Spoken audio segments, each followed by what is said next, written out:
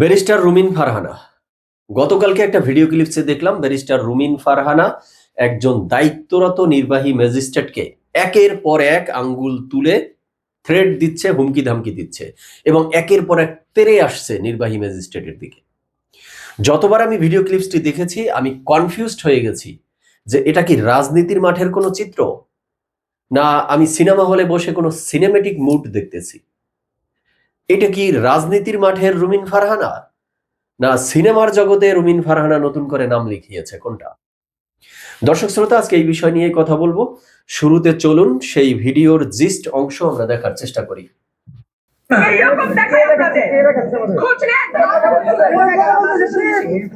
ভবিষ্যতে শুনবো না। আমার এই আচরণবিধি লঙ্ঘন করেছে আমার সব জায়গায় আপনি পারলে খাওয়াই দেন। আজকে আমি ভদ্রতা আঙ্গুল দেখে আপনারা কিছু করতে পারেন না। এইরকম দেখাই আপনাদের খোঁজ নেন, প্রশাসনে বসে আছেন, খোঁজ নেন।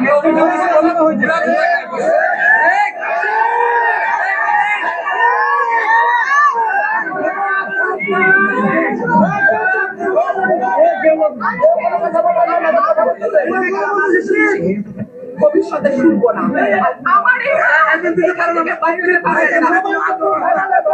যদি না বলি এখান থেকে বাইরে হতে পারবেন না স্যার, মাথায় রাখেন। আস্তে আবার আসতেছেন কেন? শেখ হাসিনার সময় আপনারা যাদের কথা এখন চলতেছে তারা কানে ধরে কানের নিচে থাকতো স্যার। আমি রুমিন ফারহানা, কোনো দম লাগে না আমার। তো দর্শক শ্রোতা, আপনারা কি এই রুমিন ফারহানাকে চিনতে পেরেছেন?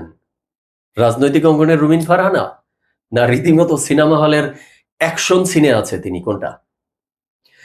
তিনি যেভাবে রীতিমতো একজন দায়িত্বপ্রাপ্ত নির্বাহী ম্যাজিস্ট্রেটকে হুমকি ধামকি দিলেন, একের পর এক তেড়ে আসলেন, মানে রাজনীতি কোন দিকে যাচ্ছে দেশের? আচ্ছা, মূল ঘটনাটা কি? কি কারণে রুমিন ফারহানা এই ধরনের এগ্রেসিভ মুডে চলে গেল?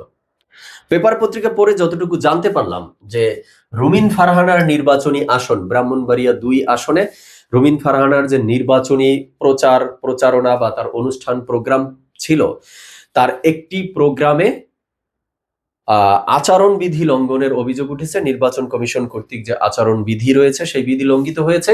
এই অভিযোগে সেখানকার নির্বাহী ম্যাজিস্ট্রেট এসে সেই প্রোগ্রাম বন্ধ করে দিয়েছে, বা প্রোগ্রামের আয়োজক যারা ছিল রুমিন ফারহানার অনুসারী তাদেরকে জরিমানা আরোপ করেছে। এই জন্যই রুমিন ফারহানা ক্ষিপ্ত হয়ে উঠেছে, ওই নির্বাহী ম্যাজিস্ট্রেটকে বিভিন্ন ধরনের হুমকি ধামকি দিলেন, এক কথায় শাসিয়ে দিলেন। এবার আসি মূল আলোচনায়। ব্যারিস্টার রুমিন ফারহানা কি কি বলে নির্বাহী ম্যাজিস্ট্রেটকে শাসালেন, হুমকি ধামকি দিলেন, সেগুলো পয়েন্ট ধরে ধরে আলোচনা করব। তাই চলে যাচ্ছি ডিরেক্ট হিট দ্য পয়েন্টে। Hit the point number 1। Barrister Rumin Farhana নির্বাহী ম্যাজিস্ট্রেটকে আঙ্গুল তুলে হুমকি ধামকি দিয়ে বৃদ্ধা আঙ্গুলি দেখিয়ে বললেন যে এই ধরনের আচরণবিধি সর্বত্র লঙ্ঘিত হচ্ছে। ধরে নিলাম আলোচনার স্বার্থে যে সর্বত্র লঙ্ঘিত হচ্ছে, তাই বলে ব্যারিস্টার রুমিন ফারহানা আপনিও লঙ্ঘন করবেন আইন, আচরণবিধি? কারণ আপনি একজন প্রমিনেন্ট পলিটিশিয়ান। শুধু এখানেই আপনার পরিচয় শেষ না, প্রমিনেন্ট পলিটিশিয়ানের ঘরেই আপনার বেড়ে ওঠা, এখানেই শেষ না। আপনি একজন ব্যারিস্টার, আপনি বাংলাদেশের সর্বোচ্চ আদালতের একজন আইনজীবী। তার মানে আপনি আইন অঙ্গনের লোক। আপনি আইন অঙ্গনের লোক হয়ে সর্বত্র আচরণবিধি লঙ্ঘিত হচ্ছে, আইন কানুন মান্য করা হচ্ছে না, সেটাকে আপনি জাস্টিফাই করবেন? এটা তো আপনার কাছ থেকে কেউ কামনা করেনি। তো আপনারা আইন অঙ্গনের লোক হয়ে, প্রমিনেন্ট পলিটিশিয়ান হয়ে যদি এই ধরনের চরিত্র দেখান বা আইন ভঙ্গ করেন, আইন ভঙ্গ করা, নির্বাচনী আচরণবিধি ভঙ্গ করাকে জাস্টিফাই করার চেষ্টা করেন, তার মানে এর দ্বারা কি ইঙ্গিত দিচ্ছে? রাজনীতি কোন জায়গায় গিয়ে পৌঁছাচ্ছে দেশের? Hit the point number 2। Barrister Rumin Farhana এই নির্বাহী ম্যাজিস্ট্রেটকে হুমকি ধামকি থ্রেট দিতে দিতে একটা পর্যায়ে বলল যে this is my last warning, এবং বললেন আমি না বললে আপনি এলাকা থেকে বেরই হতে পারবেন না। কি ভয়াবহ হুমকি, ডেঞ্জারাস থ্রেট দিচ্ছেন। ব্যারিস্টার রুমিন ফারহানা, আপনি আপনার দলের বা আপনার অনুসারী লোকজন বা এই ক্যাডার বাহিনী দ্বারা রীতিমতো সন্ত্রাসী কায়দায়, মাফিয়া কায়দায় হুমকি ধামকি দিচ্ছেন, তা আবার একজন সরকারের দায়িত্বপ্রাপ্ত কর্মকর্তাকে এবং সরকারি দায়িত্ব পালনরত অবস্থায়। এটা তো রীতিমতো আপনি ক্রিমিনাল অফেন্স করে ফেলেছেন, এটা তো ফৌজদারি অপরাধের মধ্যে পড়ে। উচ্চ আদালতের একজন আইনজীবী হয়ে, ব্যারিস্টার হয়ে, প্রমিনেন্ট পলিটিশিয়ান হয়ে আপনার কাছ থেকে তো এগুলো কাম্য ছিল না।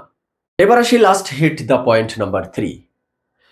ব্যারিস্টার রুমিন ফারহানা নির্বাহী ম্যাজিস্ট্রেটকে হুমকি ধামকি দিতে দিতে একটা পর্যায়ে বলল যে আজকে ভদ্রতার সাথে কথা বলেছি, নেক্সট টাইম আর ভদ্রতা দেখাবো না।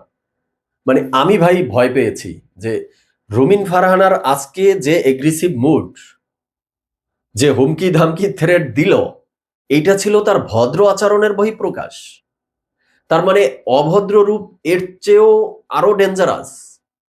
তাহলে সেই অভদ্র রূপ তিনি যদি দেখান, মানে সবকিছু তো ধ্বংসলীলায় পরিণত হবে বলে মনে হচ্ছে। আর এই যে আপনি ভদ্র রূপে যেই ধরনের হুমকি ধামকি একজন নির্বাহী ম্যাজিস্ট্রেটকে দিলেন, বা ভবিষ্যতে যদি সে এই ধরনের কাজ করে তাহলে আপনি অভদ্র রূপ দেখাবেন। আচ্ছা, সে কি করেছে? আমি পেপার পত্রিকা তথ্য পড়ে যতটুকু দেখলাম, নির্বাহী ম্যাজিস্ট্রেট তো এখানে অপরাধ বা অন্যায় কিছু করেনি। তো আপনি তাকে থ্রেট দিচ্ছেন যে এই কাজ যদি সে সেকেন্ড টাইম আবার করে, তার মানে কি নির্বাহী ম্যাজিস্ট্রেট আপনার নির্বাচনী কার্যক্রমের উপরে আপনি যদি সীমা লঙ্ঘন করেন, আচরণবিধি লঙ্ঘন করেন, তারপরেও নির্বাহী ম্যাজিস্ট্রেট চুপ করে দাঁড়িয়ে থাকবে, আপনার কাজের উপরে কোনো ভেটো দিতে পারবে না, আপনার নেতাকর্মীদেরকে কোনো জরিমানা আরোপ করতে পারবে না। যদি এটা করতে যায় তাহলেই আপনি তাকে আপনার মানে অভদ্র রূপটা দেখাবেন। মানে এটা তো রীতিমতো এক সন্ত্রাসী কর্মকাণ্ড বলে মনে হচ্ছে আমার কাছে। তো এটা মানে মাফিয়াগিরিকে হার মানানো হচ্ছে। তো ব্যারিস্টার রুমিন ফারহানা, আপনার ধৈর্য ধারণ করা উচিত বলে আমার মনে হয়। আপনি এগ্রেসিভ মুডে আছেন, আপনার মেজাজ এখন গরম, কিন্তু সেটাই নির্বাহী ম্যাজিস্ট্রেটের উপরে কেন? অনেকগুলো কারণ আছে আপনার মেজাজ গরম হওয়ার, এগ্রেসিভ মুডে থাকার। কারণ আমরা দেখেছি দল থেকে আপনাকে বহিষ্কার করা হয়েছে, বা আপনি বলছেন যে এখন দল থেকে আপনাকে মন্ত্রিত্ব দিতে চাচ্ছে, আসনটা যদি ছেড়ে দেন। কি মন্ত্রী দিবে আপনাকে? টেকনোক্রেট মন্ত্রী। তো আপনি টেকনোক্রেট মন্ত্রী নিবেন কিনা, আসন ছাড়বেন কিনা, সেটা তো আপনার ব্যাপার আর আপনার দলের ব্যাপার। মানে এখন যেহেতু বহিষ্কৃত, আপনার সাবেক দলের ব্যাপার। বা হুমকি ধামকি দিলে আপনি দলকে দেন, হুমকি ধামকি দিলে আপনার ওই আসনে বিএনপির দল থেকে জোটের প্রার্থী হিসাবে যিনি নমিনেশন পেয়েছে তাকে দেন।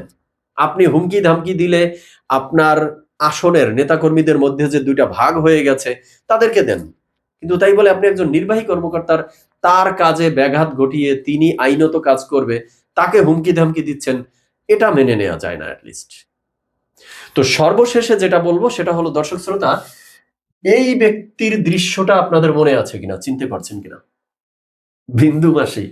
তো আজকে যতক্ষণ পর্যন্ত আমি এই ব্যারিস্টার রুমিন ফারহানার এই হুমকি ধামকির ভিডিও দেখতেছিলাম, আমার কাছে মনে হচ্ছিল যে আমি আর একজন বিন্দু মাসিকে দেখতে পাচ্ছি তার মধ্যে। তবে সর্বশেষ ধন্যবাদ জানাবো আমি এই নির্বাহী ম্যাজিস্ট্রেটকে। এই হুমকি ধামকির মুখে তিনি যেভাবে চুপচাপ দাঁড়িয়েছিলেন, ভদ্রতার সভ্যতার পরিচয় দিয়েছে, তাকে আসলে স্যালুট জানানো উচিত।